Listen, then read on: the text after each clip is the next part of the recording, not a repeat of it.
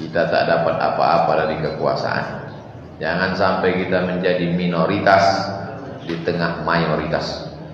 Kita menjadi orang paling banyak tapi tidak prioritas. Itu yang paling mengkhawatirkan.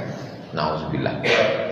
Saya tak akan pernah bosan menyampaikan itu kepada umat.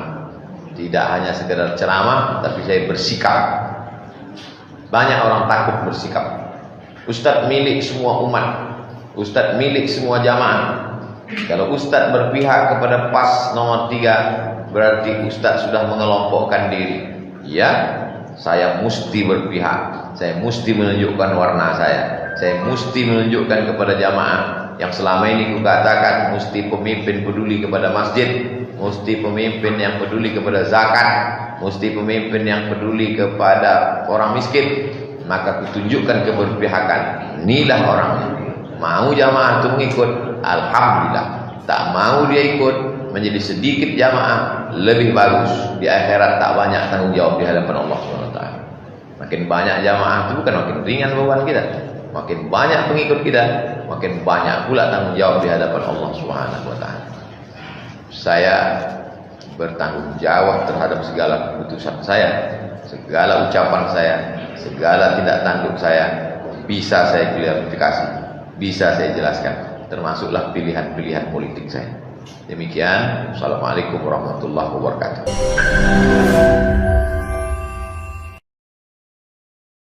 Jangan lupa subscribe, like, and share. Pada itu kebetulan saya sebagai ketua masjid di dalam Pakanan Selesai.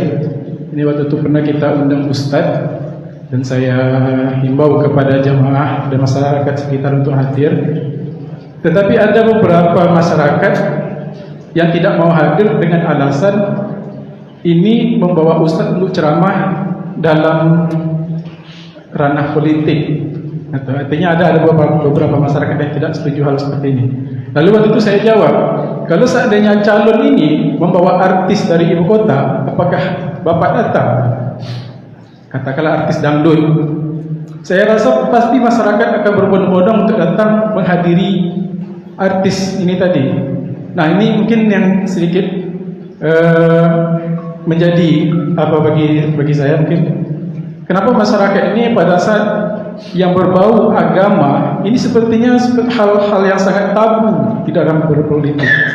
Mungkin disinilah yang saya ingin pencerahan dari Al-Mukarram Pak Ustadz Abdul Somad. Apakah benar di dalam ajaran Islam itu politik ini tidak boleh membawa-bawa agama? Dua yang saya respon. Yang pertama tadi, bagaimana kita menghadapi masyarakat materialistis. Dia mau memilih kalau materi, rasional, manusia. Kalau saya nyoblos hari ini, berarti saya tak kerja. Kalau saya kerja, berarti saya dapat gaji. Kalau dia buruh 70.000. Kalau ada yang mau membayar saya 100.000, berarti saya untung 30. Tapi kalau gara-gara memilih saya tak dapat apa-apa, berarti saya rugi. Pragmatis. Cara berpikirnya singkat, simpel saja. Disitulah ujian kita sebagai tokoh masyarakat, bisa menyadarkan orang bahwa kekeliruan pada tanggal 9 Desember itu akan diderita 5 tahun yang akan datang. Disitulah ujian ketokohan kita. Apakah kita ini tokoh atau tukang tokoh aja? Jadi masalah ceramah jamaahnya banyak, kita udah selesai. Saya di rumah ini di mana-mana saya ceramah di Mujahidin tak muat, ceramah di Cepron tak muat, ceramah di Habibur Rahman tak muat, dipindahkan ke Bukit Gelanggang melimpah ruang. Tapi sekarang sedang diuji nih. Waktu ceramah orang mau datang. Nah sekarang kalau mengajak milih nomor 3, mau tak orang ikut? Wah, ini ngeri-ngeri sedap juga ini. Kita tengoklah tanggal 9 nanti. Nah, jadi kita sekarang sedang berjuang dengan gaya, cara, jalan, metode yang baik. Itu melewati jalan yang baru itu tak sama macam jalan lama. Ini adalah tantangan bagi kita, meyakinkan umat dari materi kepada non materi, dari yang zahir kepada yang batin, dari dunia kepada akhirat. Ini tantangan kita bersama. Kedua, ini politik memang sengaja mau dijauhkan dari ustadz. Supaya apa? Supaya orang politik ini bebas. Kalau tak ada lagi ustadz di parlemen itu, bebaslah dia mau mengeluarkan perda zina, perda homo, karena tak ada lagi ustadz. Asal ada ustadz yang bicara politik, jangan bicara politik. Ustadz cerita toharoh aja lah, air suci mensucikan, darah haid, darah nifas, darah wiladah, darah bisul, darah nyamuk, darah jerawat. Ustadz yang cerita politik. Jadi kalau ada ustadz temakan ini, berarti dia kalah. Kalau saya di mana-mana ceramah 3 tuh saya gas. Pertama, perbaikan pendidikan, masukkan anak sekolah tahfiz. Yang kedua, perbaikan ekonomi, belanja ke warung tetangga, jangan belanja ke warung yang tak jelas asal usulnya. Ketiga, perbaikan politik. Pilihlah anggota dewan yang memperjuangkan perda syariah. Pilihlah anggota legislatif yang menolong agama Allah. Pilihlah di pilkada calon-calon yang kira-kira kalau dia duduk di situ maka terbantu Islam. Tak bosan, tak muak saya nyampaikan. Karena itulah banyak orang membuli saya. Andai saya ceramah zona aman-aman aja, istighfar, sholawat, selesai. Tak banyak orang benci, tak banyak bully, tak banyak buzzer, tak banyak haters yang menyerang. Jadi apa yang kita lakukan hari ini adalah menunjukkan bahwa Islam itu bukan hanya, ini banyak orang memahami Islam ini 3 saja. Lahir akikah, nikah walimah, mati takziah. Politik bukan urusan umat Islam. Kalau politik tidak diurus umat Islam, diambil umat yang lain. Kalau parlemen tidak diambil umat Islam, diisi orang lain. Ketika diisi orang lain, barulah kita gigit jari. Ati'ullah wa ati'ur rasul wa ulil amri. Ulil amri pemimpin politik. Umat Islam kalau tidak diperpolitik, dia akan dipolitiki orang. Umat Islam kalau dia tidak memegang tampuk kekuasaan, dia akan dikuasai orang lain. Jangan sampai bumi lancang kuning, Muslim mayoritas, tiba-tiba kita dikuasai orang lain. Anggota dewannya bukan kita, pemimpinnya bukan kita. Kalaupun orang kita tapi otaknya entah otak mana, habislah umat ini. Kita tak dapat apa-apa dari kekuasaan. Jangan sampai kita menjadi minoritas di tengah mayoritas. Kita menjadi orang paling banyak tapi tidak prioritas. Itu yang paling mengkhawatirkan. Nauzubillah.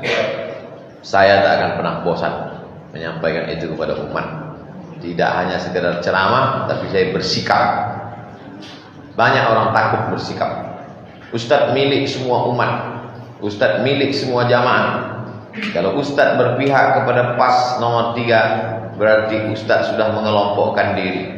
Ya, saya mesti berpihak. Saya mesti menunjukkan warna saya mesti menunjukkan kepada jamaah yang selama ini kukatakan mesti pemimpin peduli kepada masjid, mesti pemimpin yang peduli kepada zakat, mesti pemimpin yang peduli kepada orang miskin.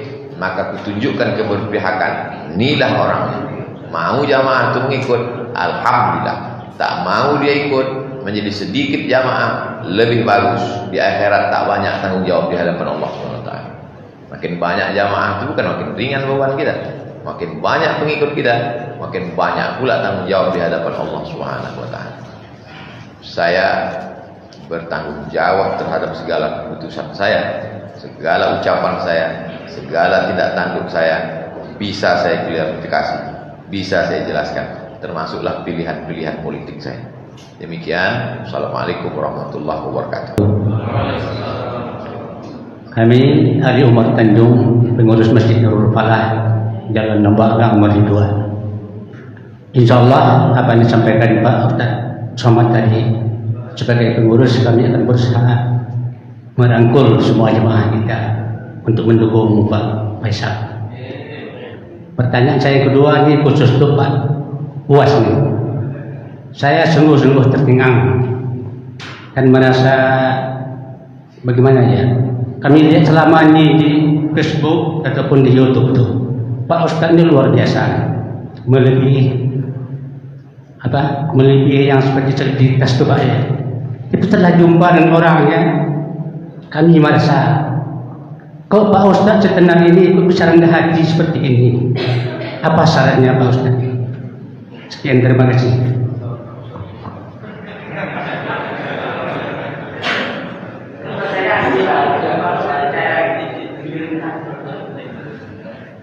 Maksudnya kiat ya Pak ya? Ya. Oke, silakan ditanggapi.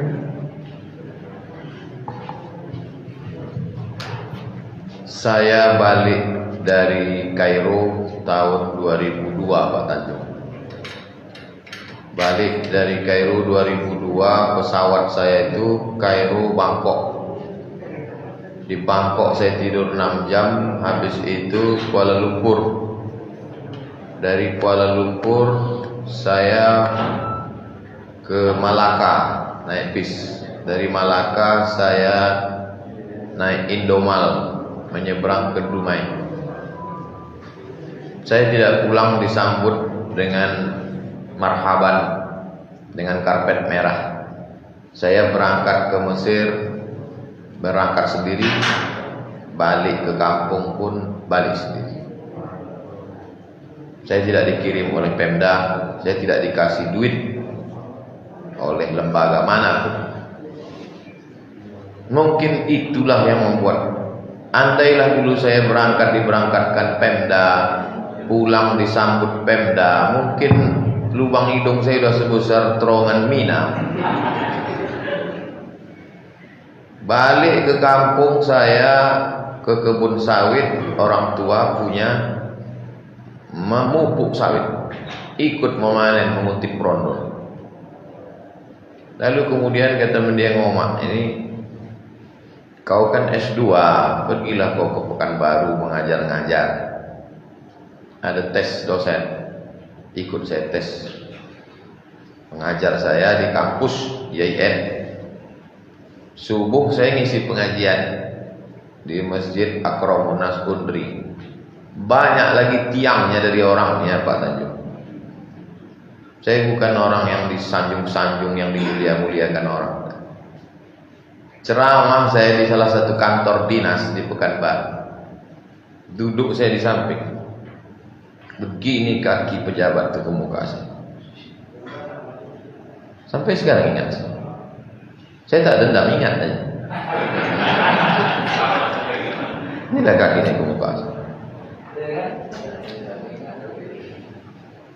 Undangan saya tempat orang meninggal dunia. Pas giliran salaman, pejabat beliau. Pas giliran salaman, pas saya di ujung, pas saya pula tak disalami. Kawan saya sebelah ini dari Kalimantan, ditanyanya saya, kenapa kau tak disalaminya?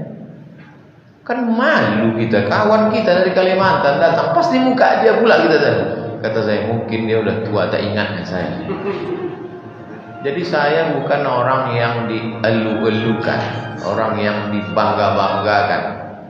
Jadi kalau hari ini saya datang ke tempat orang-orang yang kenal saya lama, itu berarti dia sudah berbuat baik, bertanam budi ke saya.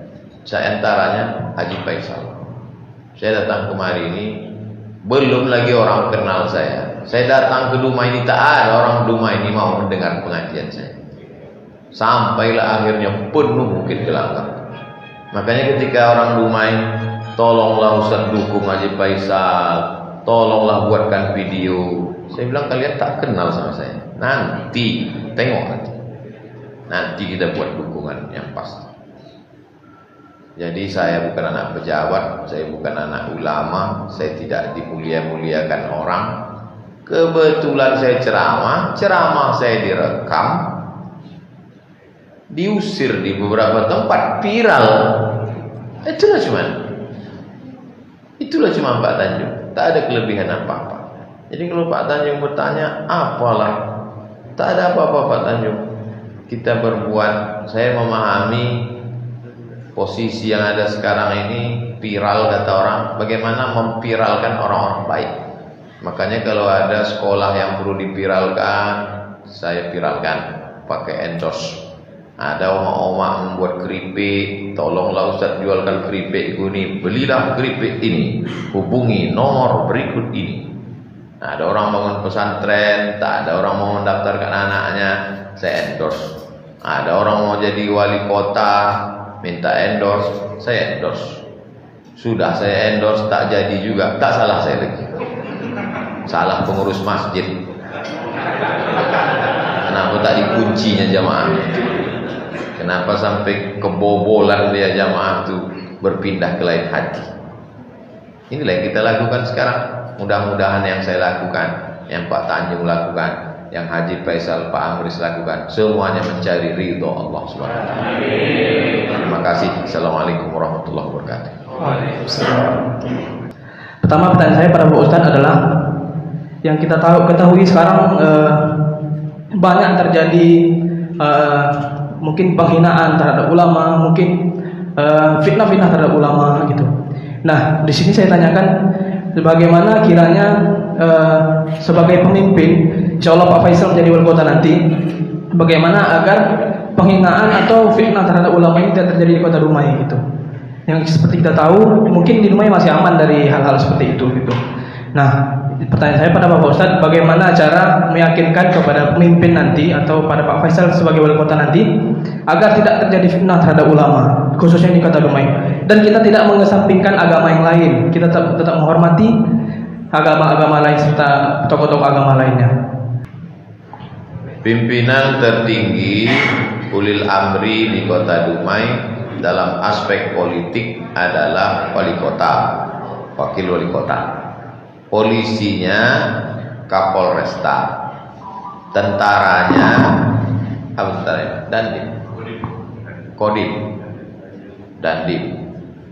Bagian ulamanya ketua MUI, adatnya ketua LAM. Jadi duduklah 5 orang ini, wali kota, Kapolresta, Kodim, ketua MUI, ketua LAM. Siapapun yang menghina tokoh agama, alim ulama, sepakatlah mereka berlima mengambil tindakan, tunjukkan bukti. Jadi kalau ada satu orang menghina-hina, langsung ada tindakan, diviralkan. Kenapa sekarang ini enak aja orang mengejek-ejek ulama? Karena tak ada tindakan, dibiarkan. Kenapa dibiarkan? Karena dia lawan politik. Dibiarkan aja kan, lawan politik. Dan yang menghina itu malah dibiayai, dikasih duit. Mereka ini kan buzzer. Buzzer mereka. Buzzer itu adalah influencer, alat untuk menyerang dari medsos. Karena kalau menyerang langsung tak bisa. Macam mana orang mau menyerang saya langsung? Tak bisa. Bagaimana cara menyerang saya? Melalui medsos, melalui buzzer, dan tak bisa ditangkap dia. Ada protek, ada perlindungan. Oke, secara nasional kita tak bisa, karena ini politiknya politik nasional. Tapi untuk kota Dumai, nah itu tadi 5 orang itu mesti duduk bersama. Siapa saja yang mengacau kota Dumai, maka 5 orang ini mesti ambil tindakan. Pengurus-pengurus masjid juga bersikap. Karena ujung tombaknya adalah masyarakat. Di atas masyarakat pengurus masjid. Pengurus masjidlah orang yang langsung bersentuhan dengan masyarakat. Dari mulai imamnya, khatibnya, penceramahnya, itu semua terkait dengan pengurus masjid. Kalau pengurus masjid setuju, jadi. Kalau tak setuju, tak jadi. Kenapa Ustaz tahu? Saya ketua masjid. Saya ketua masjid. Ustaz ini jangan undang. Ustaz ini jangan undang. Ini jangan maju jadi imam. Saya mengatur semua. Jadi mesti ada tindakan. Ini terkait dengan pelecehan terhadap simbol-simbol agama. Adapun terkait tentang amar ma'ruf nahi mungkar dengan kekuasaan, dengan ceramah saya menyampaikan. Tapi ada amar ma'ruf nahi mungkar yang lebih sampai yaitu man ra'a minkum mungkaran, siapa yang melihat kemungkaran falyughayyirhu biyadihi, merubah dengan tangan itu kekuasaan. Haji Faisal ingin merubah Faisal Amris dengan kekuasaan. Mudah-mudahan Allah menolong mereka.